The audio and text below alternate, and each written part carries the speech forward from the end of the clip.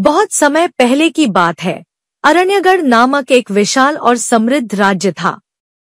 उस राज्य पर राजा अर्जुनसेन राज करते थे, वीर, न्यायप्रिय और प्रजा के प्रिय। लेकिन राजा की एक आदत सबको चकित करती थी। वे हर अमावस्या की रात अकेले राजमहल से बाहर निकलते और अगली सुबह ही लौटते।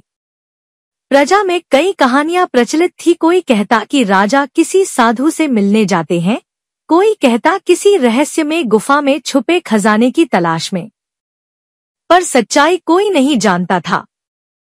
राजा अर्जुनसेन का पुत्र राजकुमार वीरेंद्र अब युवा हो चला था। एक दिन उसने अपने गुरु से पूछा, पिताजी, हर अमावस्या रात कहाँ जाते हैं?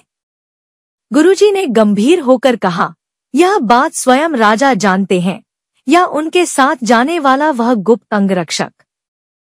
पर किसी ने भी यह राज जानने की कोशिश की तो या तो वह लौटकर नहीं आया या फिर पागल हो गया।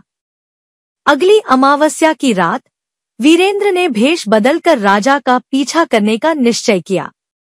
वह काले वस्त्र पहन जंगल में राजा के पीछे चल पड़ा। कई कोस चलने के बाद राजा एक प्राचीन, बेलों से ढकी गुफा में प्रवेश करते हैं। वीरेंद्र छिपकर पीछे पीछे गया।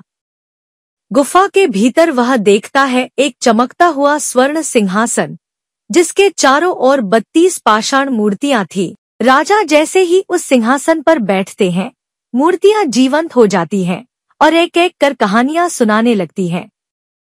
हर मूर्ति राजा को एक कहानी सुनाती है, जिसमें एक राजा की बुद्धिमत्ता, न्याय या बलिदान की परीक्षा होती है।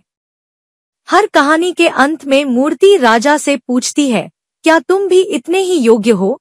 यदि राजा सही उत्तर देता है तो अगली मूर्ति जागती है। वीरेंद्र यह सब देख चकित रह जाता है। पर जैसे ही वह आगे बढ़ता है, एक मूर्ति उसे देख लेती है और कहती है, तुमने नियम तोड़ा है।